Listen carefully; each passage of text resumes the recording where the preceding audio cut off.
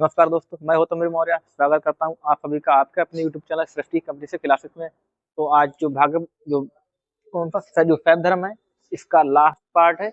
और इसकी जो लास्ट पार्ट है आज जो शैव धर्म का है, जो भी एग्जाम दृष्टि से बेहद महत्वपूर्ण पॉइंट रखे थे वही यहाँ पे उठा के रखे गए हैं। तो आगे बात करेंगे शैव धर्म जो जो लास्ट वीडियो है क्या क्या है शैव धर्म में। तो लास्ट शैव धर्म का लास्ट पार्ट है, ठीक है। और क्या हुआ है शैव धर्म में क्या नहीं हुआ तो देखेंगे क्या क्या है। तो वैसे तो जो मेन बात थी कल की वीडियो में भी कर चुकी है, तो मतलब लास्ट है ये भी जो भी है। तो ये लिंगायत संप्रदाय है, अगर पूछा जाए लिंगायत संप्रदाय का अगर जो विस्तार हुआ है तो कर्नाटक में लिंगायत संप्रदाय है।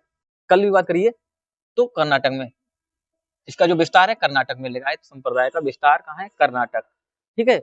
और इसके संस्थापक ऋषि अल्लभ जो है, ऋषि अल्लभ या बासाब इसके संस्थापक है। जो संप्रदाय है इसके जो संस्थापक है ऋषि अल्लभ या बसाव, ऋषि अल्लभ या बसाव इसके संस्थापक हैं। फिर क्या है, यह जो है जंगम भी कहे जाते हैं। जो लिंगायत संप्रदाय से संबंधित लोग हैं इन्हें एक नाम दिया गया है जंगम, इन्हें जंगम भी कहते हैं। तो क्या हुआ, इन्हें जंगम भी कहते हैं, ठीक है, जंगम भी कहे जाते हैं। अब अगर पूछा जाए कि जो कश्मीरी शैव धर्म है दक्षिण भारत में, जो अब जो शैव धर्म जो चर्चा कर रहे हैं तो दक्षिण भारत की चर्चा चल रही है। अगर इसकी चर्चा कुछ विकास इसका हुआ है कश्मीर तरफ उत्तर भारत में, तो उत्तर भारत में किस शासक मतलब किसने इसका जो शैव धर्म का जो संस्थापक है उत्तर भारत में कौन है, तो कश्मीरी शैव धर्म के जो संप्रदाय हैं, कश्मीरी शैव धर्म के संप्रदाय के जो संस्थापक हैं उनका नाम है बसुगुप्त। कौन है, कश्मीरी शैव धर्म के जो संस्थापक हैं उनका नाम है बसुगुप्त, ठीक है, बसुगुप्त नाम है, बसुगुप्त थे। तो ऐसे रख लो बसुगुप्त थे। और शिव को इन्होंने अद्वैत माना है, जो भगवान शिव हैं इन्हें क्या माना है, अद्वैत, भगवान शिव हैं अद्वैत माना है इन्होंने। तो इन्होंने भगवान शिव को अद्वैत माना है। यह दार्शनिक व ज्ञान मार्गी होते हैं, जो अद्वैत हैं दार्शनिक एवं ज्ञान मार्गी होते हैं, मतलब ज्ञान के मार्ग के रास्ते, ज्ञान के मार्ग के रास्ता होते हैं, ठीक है, ये हुआ।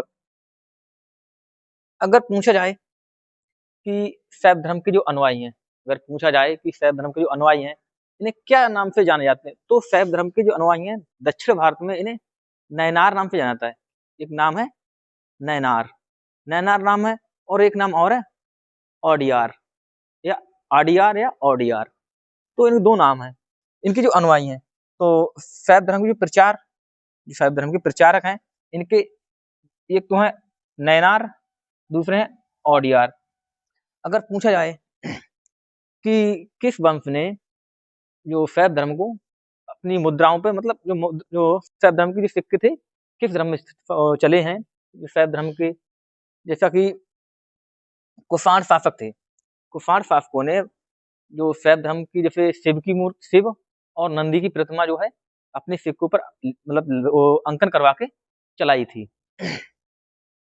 कुषाण वंश के शासकों ने मुद्राओं पर, मतलब मुद्रा मतलब सिक्के हैं, उन पर क्या किया, भगवान शिव, एक नंदी, भगवान शिव और नंदी को एक साथ अपनी मुद्राओं पर अंकन अंकन प्राप्त होता है कि भगवान शिव और नंदी हैं।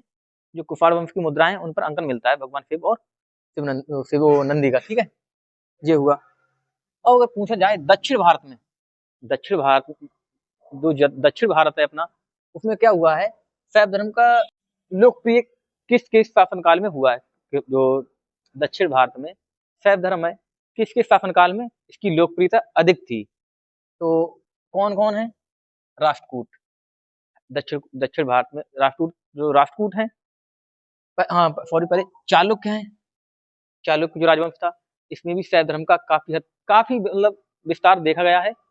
जो भी शासक रहे हैं उन्होंने शैव धर्म को अपनाया है। उसके बाद राष्ट्रकूट, राष्ट्रकूट ये भी दक्षिण भारत का ही जो राजवंश है, जो दक्षिण भारत है उसी का राजवंश है। इन राजाओं ने भी काफी हद तक, मतलब काफी हद तक अधिक लोकप्रिय, यहाँ भी लोकप्रियता अच्छी खासी थी शैव धर्म की। उसके बाद जो पल्लव वंश है, पल्लव वंश के राजा रहे हैं अलग अलग, सबने शैव धर्म को अपनाया है। अलग अलग। और उसके बाद चोल, जो चोल शासक थे, ये भी सब जितने भी जो राजवंश दिए गए हैं यहाँ पर, जितने भी जो राजवंश दिए गए हैं, ये सारे के सारे राजवंश दक्षिण भारत के हैं। और इन सभी राजवंशों ने जो शैव धर्म है अधिक लोकप्रिय थी उस समय। चालुक्य वंश में जो भी राजवंश है, इनके शासनकाल में जो शैव धर्म है, इसकी जो लोकप्रिय थी, अच्छी लोकप्रिय थी। कैसी लोकप्रिय थी? और लोकप्रियता कैसी थी? बहुत अच्छी लोकप्रियता थी, यानी अधिक मानने वाले लोग थे यहाँ पर। और फिर ये तो हुआ यहाँ से क्लियर। उसके बाद क्या है? नाथ संप्रदाय है। जो नाथ संप्रदाय है, जैसे गुरु गोरखनाथ जो है, वे इसी संप्रदाय से संबंधित है। अगर पूछा जाए कि जो नाथ संप्रदाय है, नाथ संप्रदाय की जो स्थापना हुई है तो 10वीं शताब्दी में हुई है। नाथ संप्रदाय की जो स्थापना हुई है 10वीं शताब्दी में हुई है। जो व्यापक प्रचार प्रसार, जो नाथ संप्रदाय है, इसका जो व्यापक प्रचार प्रसार हुआ है, तो जो किसके शासनकाल में? बाबा गुरु गोरखनाथ के समय में हुआ है। और इनके द्वारा जो प्रतिपादित सिद्धांत थे, जो गुरु गोरखनाथ थे, इनके द्वारा कुछ प्रतिपादित सिद्धांत थे। इनके द्वारा जो सिद्धांत प्रतिपादित थे, उन्हें एक नाम दिया गया है। तो क्या नाम दिया गया है? तंत्र। क्या नाम दिया गया है? तंत्र नाम दिया गया है। अगर जो यहाँ पे पढ़ो, उनके द्वारा मतलब है कि गुरु गोरखनाथ द्वारा प्रतिपादित सिद्धांतों को एक नाम दिया गया है, तंत्र। क्या कहा जाता है? तंत्र कहा जाता है। ठीक है। फिर यहाँ से भी फिर जो तो हुआ नाथ संप्रदाय, क्लियर हुआ। और उसके बाद नया संप्रदाय आता है, आजीवक संप्रदाय। कौन सा संप्रदाय है? आजीवक संप्रदाय। यहाँ से भी क्वेश्चन आए हैं, बने हुए क्वेश्चन एग्जाम में, तो भी बेहद महत्वपूर्ण है एग्जाम की दृष्टि से। तो ये संप्रदाय है, फिर मतलब इसकी स्थापना किसने की है? तो ये देखेंगे। तो स्थापना किसने की है? संस्थापक कौन है? मखलीपुत्र गौपाल। संस्थापक कौन है? मखलीपुत्र गौपाल। इस वंश के इस जो संप्रदाय है, इसके संस्थापक हैं। ठीक है। और एक एक्स्ट्रा पॉइंट क्या है? ये जो मखलीपुत्र गौपाल हैं और महावीर स्वामी हैं, ये दोनों क्या है? समकालीन रहे। समकालीन क्या? इन दोनों जो भगवान जो मखलीपुत्र गौपाल और महावीर स्वामी, इन दोनों लोगों ने साथ में रहकर नालंदा विश्वविद्यालय में, ये दोनों लोग नालंदा विश्वविद्यालय में 6 वर्ष तक साथ रहे। साथ मतलब क्लासमेट, जैसे बोलते नहीं है इंग्लिश में, क्लासमेट, जैसे साथ पढ़ने वाले को क्लासमेट कहते हैं। वैसे ही जो गुरु थे, जो उस समय में साथ रह के इन्हें शिक्षा प्राप्त की नालंदा विश्वविद्यालय में। हो सकता है कभी पूछ लें कि आजीवक संप्रदाय के जो मखलीपुत्र गौपाल और जो है किसके समकालीन है? ऐसा ही तो होगा ना क्वेश्चन, किसके समकालीन है? तो हो सकता है महावीर स्वामी का नाम दे दे, पूछ ले। तो ये हुआ क्लियर। अगर पूछा जाए कितने वर्ष तक साथ रहे? 6 वर्ष तक यह साथ रहे। और उसके बाद कुछ तो मौर्य शासक बिंदुसार, मौर्य शासक बिंदुसार जो थे, इन्होंने एक धर्म अपनाया। तो ये कौन से धर्म संबंधित थे? आजीवक संप्रदाय से।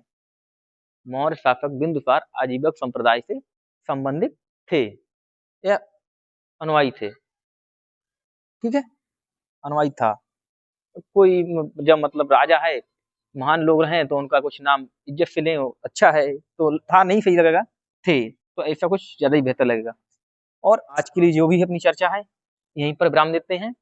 और जो भी शैव धर्म के बेहद महत्वपूर्ण जो पॉइंट थे, उन सारे के सारे दे दिए गए हैं। अब आज की जो वीडियो है शैव धर्म, लास्ट वीडियो है, उसके बाद नया टॉपिक शुरू होगा, इस्लाम धर्म या पारसी धर्म में से कोई एक देखेंगे, उसके बाद नए टॉपिक के साथ आएंगे। तब तक के लिए नमस्कार, जय हिंद, जय भारत।